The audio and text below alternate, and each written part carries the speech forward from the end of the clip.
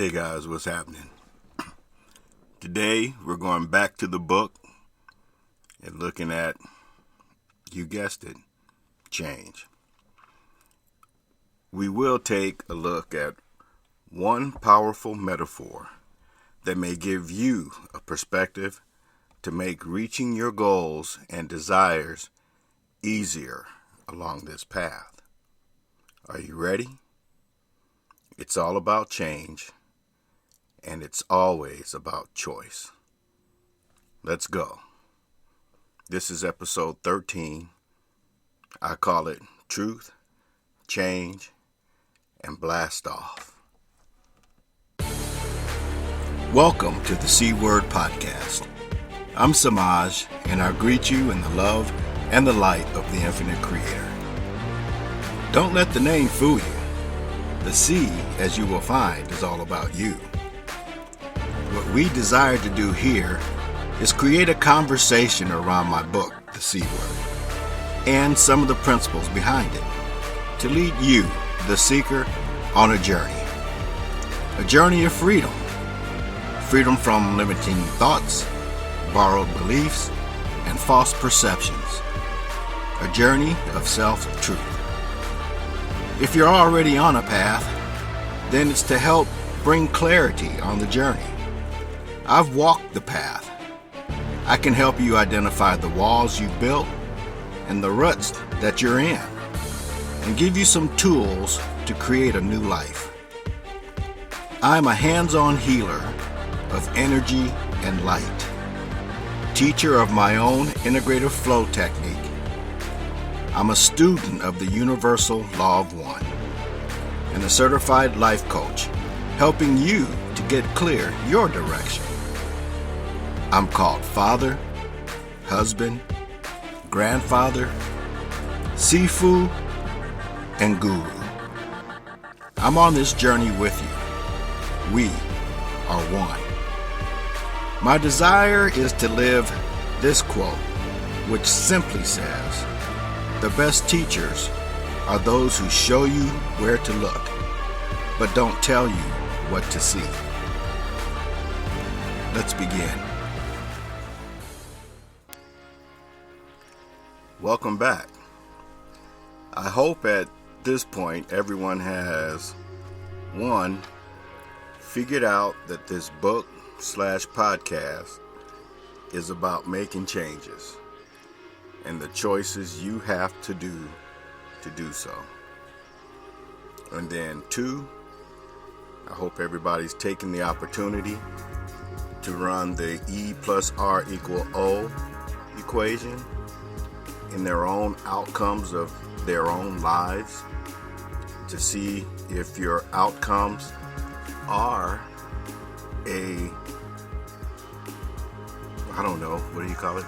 outcome of your choices or your responses. And three, that you've decided that if anything is going to change, then it's up to you. Take that shit personal. Finally, I hope you enjoyed meeting my BFF/partner in this creative process, Isabel Bloom, that told us, that when we plug our nature into this planet's nature, change is inevitable. So now we go back to the book, per se, and catch up where we left off, looking at how to change our responses to events to get the outcomes we desire. One of the most remembered lines from the movie A Few Good Men, starring Jack Nicholson, Demi Moore, and Tom Cruise, comes in a heated courtroom scene where Tom Cruise's character is grilling Jack Nicholson, one of his military superiors, on the stand. And in a final request for answers, Tom passionately demands, "I want the truth!" With just as much passion and energy, Jack Nicholson's character answers, "You want the truth? You can't handle the truth." It was intense, right? There is an immense amount of truth in that statement. Truth be known, pun intended, this is where changing our ours responses begins to happen. When we become willing to look at the reasons behind the ways we react in a situation, we start to see a truer picture of who we are. Sometimes this truth is more than we think we can handle. Admittedly, change is not always easy, and most humans resist change at all costs. Some even make changes in one area to avoid having to make changes in other areas. Like, we diet to avoid becoming more active. And we become more active to avoid slowing down to look at the things falling apart in our lives. We buy stuff to boost our self-esteem. We make ourselves undesirable to avoid the pain of relationships. Some people even get pets just to limit personal human contact. Life's journey requires constant change and transformation. Therefore, we are in constant turmoil, often because we don't recognize or understand our responses to events. So once again, the decision of change comes back to you. If you decide to change and you've looked at the truth behind your responses, congratulations. You've now put yourself on a road headed to change. Yep, that's what you get. Not necessarily the new car or house or perfect mate, but a change in you that could literally change the universe. That alone is a pretty mind-blowing thought, right? But when you realize that by changing your outcome, you actually, in a very dynamic and cosmic way, begin to change the world. This change doesn't have to be some huge quantum leap either, right? You would be amazed how far a little change can go over a period of time.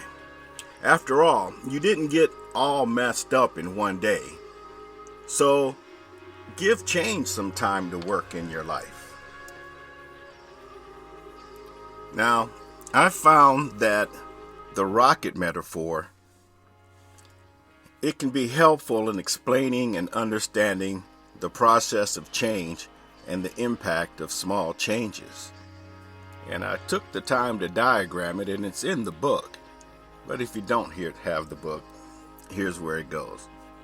There's a lot involved in sending a rocket to the moon. First, there's the planning phase, where the plan of the mission is put on paper. It is a process of setting the details of where the rocket is going. Possible outcomes and interferences are explored and examined. Then they move on to the staging, where, plan in hand, everyone commits to the mission. The rocket is ready to launch, and countdown can commence. This is the point where most people get stuck in the process. Here's why. Just as with a rocket about to launch, there's a limited window of time that the rocket must be deployed. Everything from the Earth's rotation to the amount of fuel needed to the weather is factored in to meet this window. The launch, or for us, the doing, is the most energetic of all the phases to reach the moon or our goal. If this launch is delayed, the entire mission may have to be scrubbed or at least majorly postponed. And in our world, we call it procrastination. Therefore, making the decision and just going for it is so important. The effort required to get past all of your fears and your yeah buts, to ignore the naysayers, it's huge. And you must focus most of your effort and willpower into starting yourself on your way to changing. Just as it requires most of our energy to break free from the things that hold us back, the same is true for a rocket. If you look at a video from space shuttle launches, you'll see that the huge fuel tanks the shuttle sits on, it's twice as big as the shuttle itself. And that's because most of the energy needed to get the shuttle past Earth's gravitational pull. It's a whopping 92% of the fuel used in a shuttle launch is allocated for the launch alone. That is why getting into motion is so important. It's going to take great effort for you to get out of the pull of your own negative gravity. Perhaps this is the reason for our procrastination. We're not sure we have the energy to get out of the grasp of our own negative thinking or influences. We think of how much it's going to cost us in terms of sacrifice or initial output. It's easy to see why so many fail at reaching their targets. It is why many people fail to ever launch on their own journeys. It's the hard part for sure, but the success comes after you get out of the pull of gravity. Excuse me. Did you know that a rocket to the moon is off course most of the time? The purpose of the astronauts, most specifically the pilot, is to make adjustments to compensate for the effects of outside influence. It's the same with us.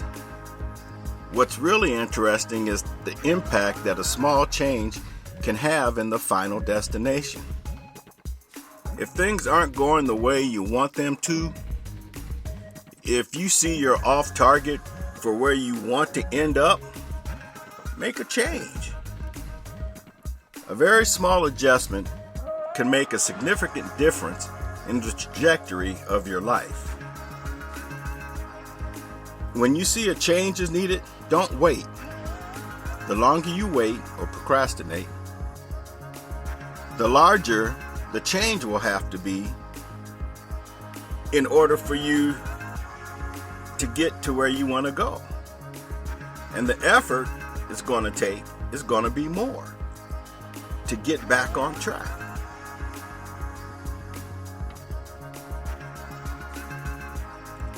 Whatever your planned mission or goal, stay pointed in the right direction and make adjustments as necessary.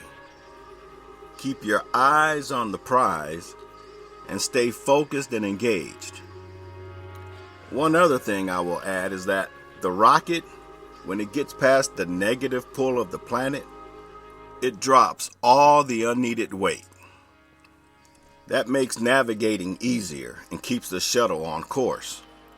So in your life, on your journey, if you're lugging around things that have no purpose in this part of your life, it might be a good idea to let them go.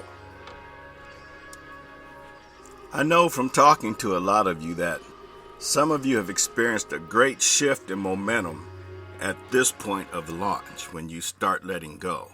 Letting go of the weight of X whatevers, current whatevers, or the pressure they put on you was so beneficial. And all it took, in retrospect, was you finally making the choice and doing it.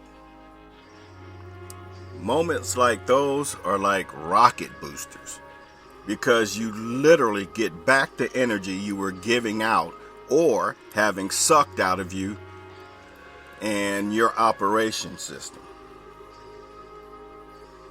You feel lighter and stronger and more willing to move forward towards your destination. This is called empowerment and enlightenment. And that gets me excited on a personal level. Why? Because at that moment, especially with the person I've been coaching, I know that the world is about to change for the better. Not just the person, the world. And one more thing about this rocket metaphor. After letting go of all the excess, reaching your goals and setting new ones, when you decide to orbit around your planet, I guarantee you may see the stuff you let go of still floating around right where you left it. If not waiting for you to return, looking for someone or something else to attach itself to. My suggestion, steer clear of that. It's not worth the work that you've done. So, you've got this, right? Make a plan. Write it down. Go over it. Set the stage. Make a date with destiny. It's your time to blast off. Then, don't wait. Blast off. Don't wait until you think it's perfect, because perfect will never come. As you go forward, let go of whatever or whoever is holding you down. Feel the power of your choices. Make adjustments as you go and get to your goal. Oh, and I forgot this. Celebrate. Hell yeah. Make sure you and everyone around you knows that you know, just like I know, you are special and worthy of life. And I'll see you on the moon. This is Semaj. I leave you in the love and the light of the infinite Creator. Go forth, therefore, and rejoice and celebrate in the love and the light of the infinite Creator. Namaste.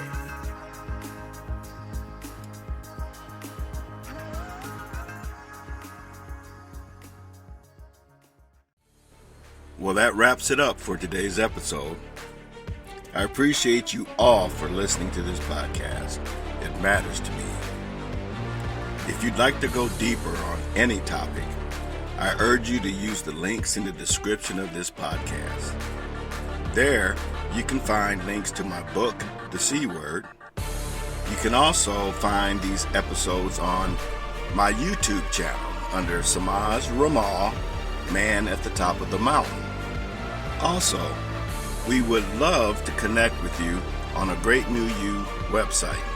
That's www.8newyou.com.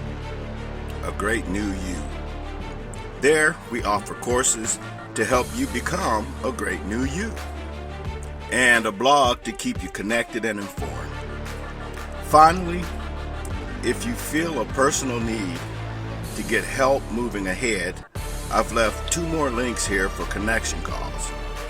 I'll have 30-minute connections and 1-hour personal coaching connections available via phone or Zoom.